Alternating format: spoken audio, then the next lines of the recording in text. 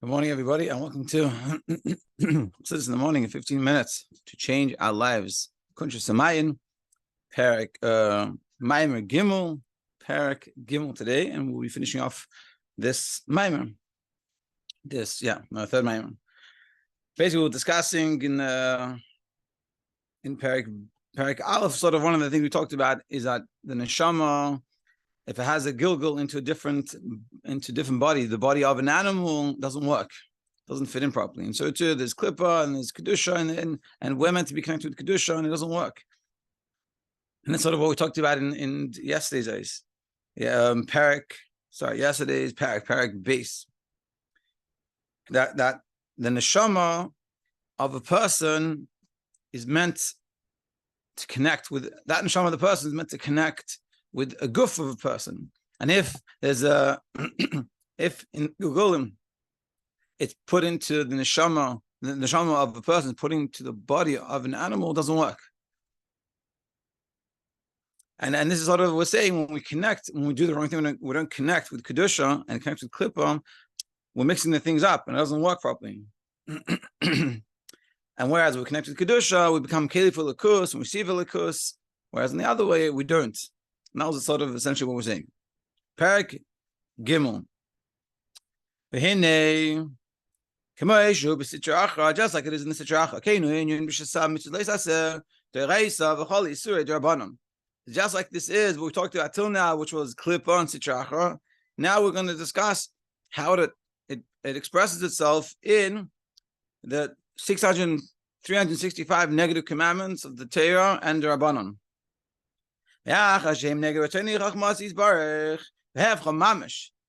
Because they go against Hashem's chachma and His ratzin. Therefore, when we don't, meaning there's a negative commandment that we have to hold ourselves back from doing, and if we don't do that, if we don't hold ourselves back from doing it, we do what we shouldn't do, or we don't do what we are supposed to do, meaning some negative commandments are to not do it. And let's say we do it, or some negative commandments are to do something, we don't do it. So it's doing something we shouldn't do, or not doing something we should do. When we do that, unfortunately, we separate ourselves from the unity of Hashem in the ultimate level of separation. Just like Sitra Acha by Klippa. Hanikra is Avodah Zarah, just a clip in Sitra Acha, which is called the Elikim Acherim and Avodah Zarah. Mechamas Hester Panim Sharatzon Elyon Kanal Perek. Like we said before, when you do that, we get the life force from the wrong place. So we're concealing godliness, even though we have godliness revitalizing us to keep us in existence, but it's in a state of galus. And maybe a simple way of trying to understand this, if you're married, it'll be easy to understand. But in a relationship, that there's sort of no like middle ground. There is and there isn't. Meaning, when you go against your spouse, do something that's against what your spouse wants, it's not like this is not so bad. It's wrong. There's no like they have like this idea of in Shalom Bayis. It's called like the ATM machine. So you have withdrawals and you have deposits. When you do something good in the relationship, something that the spouse likes, so you deposit. Whereas when you do something not good, you withdraw. But really, that marsh is not 100% like good because you don't, in a bank account, you put in money so you can withdraw. In a relationship, you don't do nice things, so then you can do not good things. You always, I think the marshal is more of like an investment account. You're investing and you keep on putting in. You never want to take out. Sometimes, for whatever reason, you have to take out, so you take out something. But the hanacha, the action, the way you do it is you're putting in money, and you want it to accumulate money. And this is sort of with the relationship.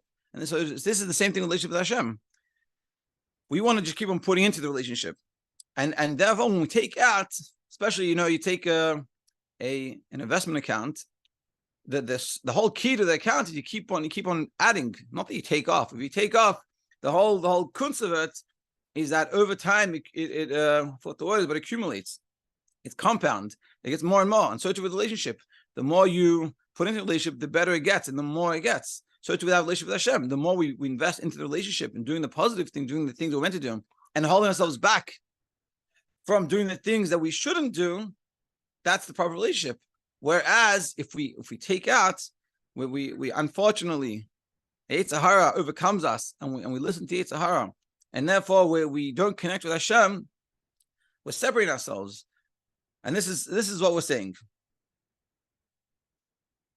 Yeah, just like Klippa and Sitra Achra, which are called Avodah Zarah and Elokim Achim, foreign gods, other gods. Why? Because we're concealing godliness, God's countenance. And what we're saying is, when we're doing the thing we shouldn't be doing, and we're not doing things we should be doing, we're ultimately separating ourselves. And so too, so to the three garments of our soul, which is coming from the Klippas Noga, which is the Parv energy. Klippas Noga is Parv, and it depends on what we do with it. Either we'll do a mitzvah with it, and then we elevate it, or we do something negative, and we lower it. And that is expressed in our garments. Shehem, machshava, dibur meiseh, our thought, our speech, and our action. And this is something we deal with the whole day. We have thoughts, and we speak, and we do things, and we have to always. And it's all in this realm of Klippas Noga. And depending on what we do with it is how we connect. So it's not just if we do a mitzvah, we elevate it and bring kedusha, we become bazel to Hashem, and connect to Hashem, and elevate and oneness with Hashem. Whereas if we don't do the things we're meant to do, we do the negative things, the wrong things, the things that aren't good for our neshama, we take that Klippas Noga and we descend it, and we become connected to something that's totally like separated from Hashem, against Hashem's ratzin. Yeah, the Ma'aseh Machshava Hamulbashim B'Shasam mitzvahs, I said, that include the 365 negative commandments, the Reis of the Rabbanim, both from the Torah and also from the rabbis. V'chein, and so too, Mahus HaNefesh Atzah, the essence of the soul itself, Hamulbashim B'Levusheh, which is included in these garments, the soul that's included in these garments, Kulam Yuchadim Mamish B'Sitra Achra, we become united with the Sitra Achra, with the other side. Or Klippa Zu, and this Klippa Nikras Avodah Zarah, it's called Avodah Zarah. So not just I gave in to my temptation, I ate it, or I did it, and it feels good, but it's the wrong thing to do. We're pulling ourselves to the wrong side. We're connecting ourselves wrongly. And just like we said in the beginning of this whole thing, and that's that a Jew by nature doesn't want to separate themselves from Hashem. So how do we manage to separate ourselves? Because this is the problem with this with the Yetzer Hara. The Yetzer Hara says, I'll go with what my heart desires, and it'll be good for me, and I'll have a good time. But what we're learning here, we have to understand it's not true. It's so too, with a person that wants to be like the simple martial person wants to be an Olympic athlete.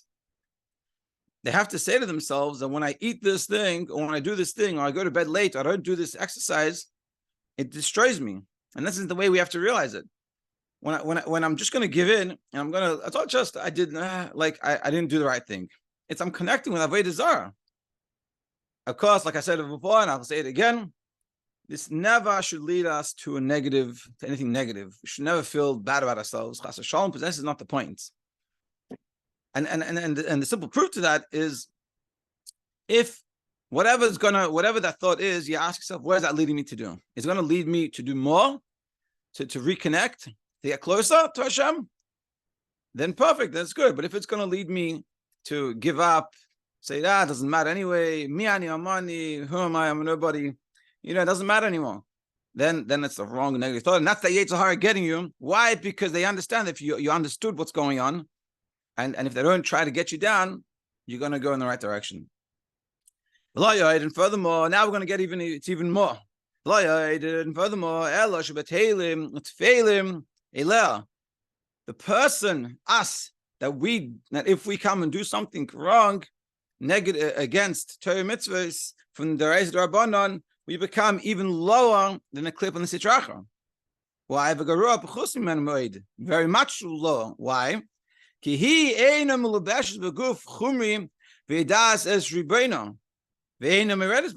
first of all, the clip on Sitra Achra are going against the Shasam mitzvahs, it isn't include in the body. These negative things, these klippas, it's not included within us by nature.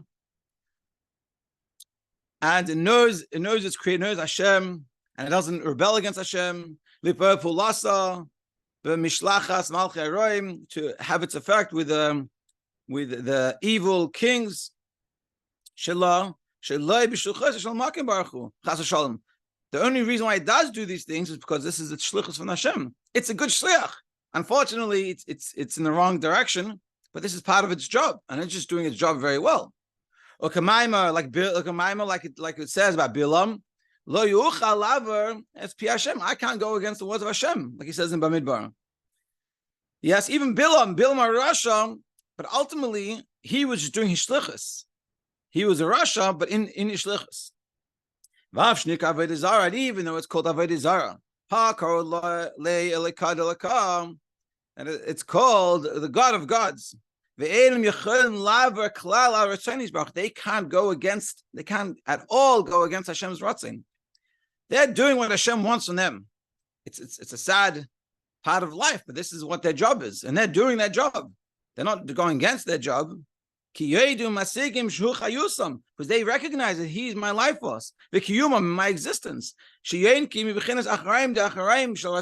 said before, and they're getting from the hind part, the most hind part, and even that is in a way of makif. It's encompassing.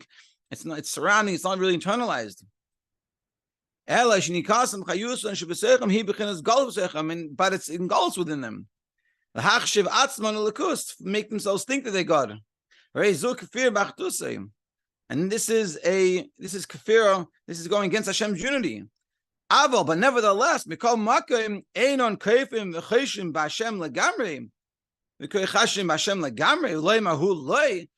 go to the extent of saying there's no Hashem, even though that, and ultimately what we're saying is the klippos are doing their shlichus. They're doing what they're meant to be doing, and even though it's bad, it's not good, but they don't go to the extent they don't even believe that Hashem doesn't exist at all. Hashem's in galus within them, but it's still not to that extent that they don't believe in God at all. They call Him the God of gods. The Hainu meaning they recognize that the whole life force, where do they get it from? It comes from Hashem. And therefore they never go against the will of Hashem. And only what we're stressing here is this clip of Yitzhak, as bad as it is, and as much as it brings Hashem to Golus, it's doing its job ultimately, and it's not going against Hashem's will for them. Show what Hashem wants in their shlichus. Their shlichus is to make this. Ultimately, it's for, we're not talking about it here, maybe later, but it's talking about, it's really b'chir chavshis, to give us that free choice, to make that choice. We said before, b'chat b'chaim, you have to choose the right choices. But what we're showing here is they're going in the shlichus. Now, what about us? So therefore, therefore, if we go against Hashem's ratzon, who garua pachus harbimeid misitra achra v'klipa hanika v'edizar v'lekim we descend to a much lower level than the sitra achra and the klipa, which are called the v'edizar and other gods. V'hu b'tachas ha'peir miuchud v'achtusay shall HaKadosh Baruch Hu. We are separated from Hashem's unity. Yeah. From His oneness and unity of Hashem. Yes, amen. More than the clip that you're It's as if we deny the unity of Hashem more than them. Meaning, because ultimately, as bad as they do, they're doing their shlichus. We have the potential for greatness. This is the challenge of life. We have the potential for greatness, and that comes with a lot of pressure. Meaning, it's what we do is a lot more heavier, weighs more. It has more potential for good, but also ultimately more potential for bad.